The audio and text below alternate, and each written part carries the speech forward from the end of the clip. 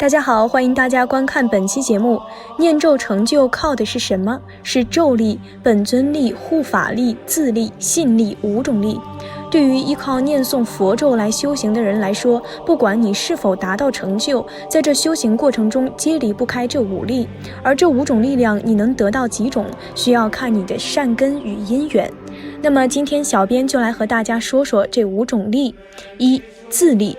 佛说至心一处，无事不办，这是说不管你是念咒还是念扫地，又或者是打坐漱息，只要你的心足够安静，能够摄心一处而不被妄想牵引着跑，这就叫至心一处。心定以后的时候，就能开发自性的力量，从而出现种种神通或者超乎常人的异能，乃至开悟，能够办到很多常人办不到的事情，所以就叫无事不办。佛世有个非常笨的比丘叫周利盘特，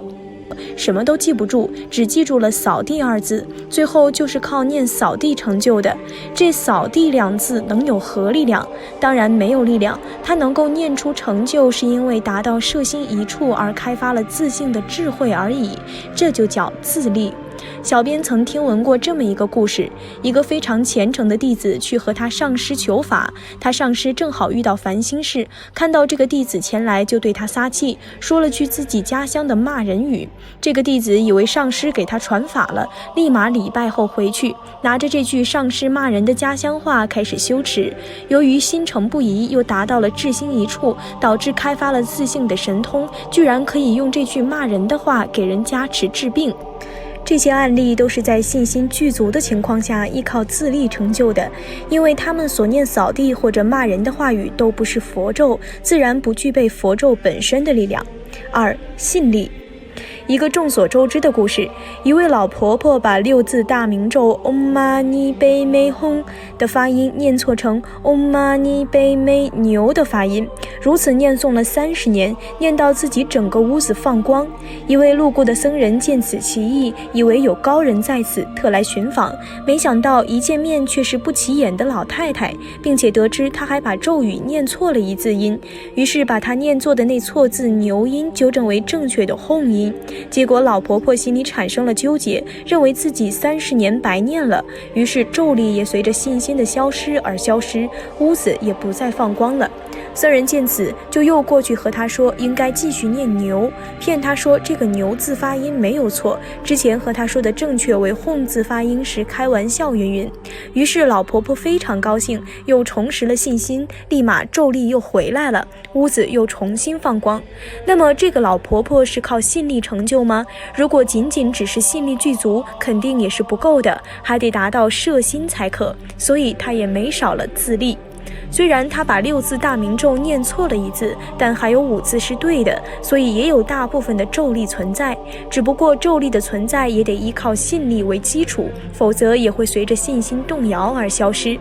老婆婆比起上面单纯念诵扫地和骂人语言而靠信力与自力出功夫的那2位还是不一样的。总体来说比他们多了几分咒力，并且老婆婆念诵的是佛咒，和扫地这2字眼不同的是，佛咒都有其本尊与咒神护法，所以与佛咒相应的时候，自然也少不了护法神的加持力与本尊的加持力。3. 本尊力。这里的本尊指的是佛咒或者佛号的主尊，而沟通佛咒本尊的渠道有2种。1. 意念本尊而感通，佛号都有一个本尊，比如阿弥陀佛圣号的本尊为阿弥陀佛，你心里能想着阿弥陀佛，那么念错佛号发音也不要紧，哪怕你把1、2、3、4当成阿弥陀佛去念，由于你心里想的是阿弥陀佛这个主尊或这个佛像，那么他老人家也会知道的，如此自然就会来加持你。这就是大势至菩萨提及的忆佛念佛，那么得到这个加持就叫本尊力，也叫佛力。这种渠道是通过心里意念佛尊而感通佛尊。2. 念准发音而感通。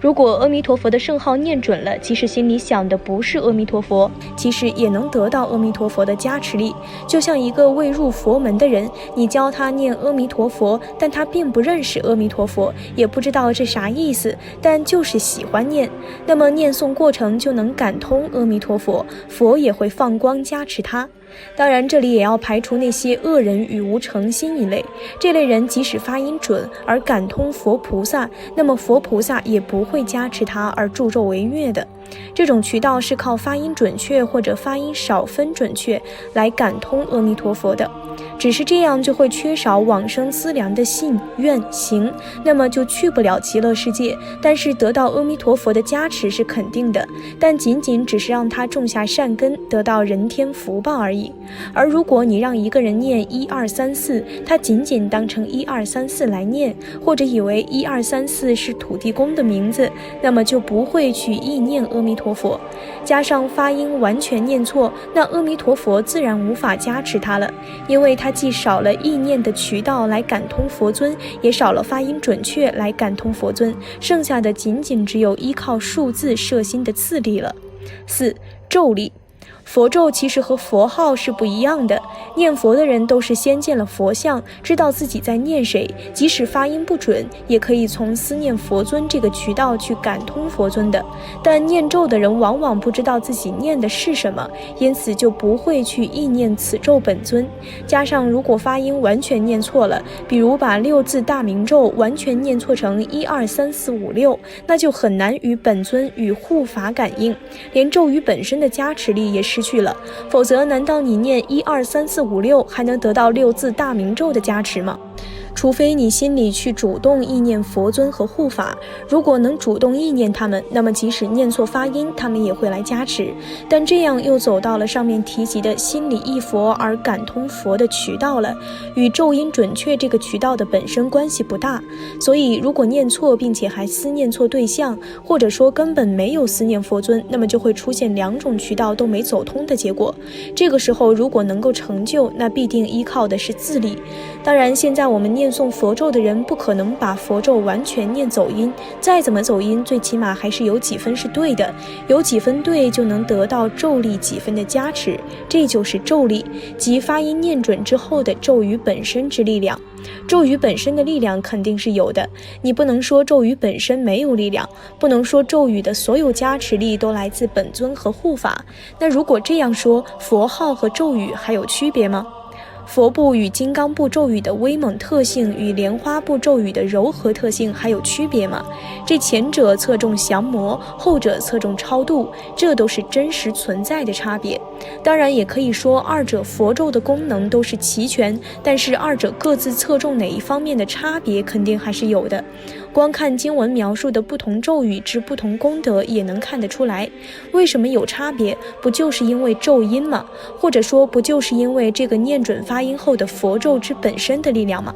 ？5. 护法力。念咒得到的护法加持力，这个护法是来自你所念的神咒之护法，即发愿护持此咒的鬼神天神。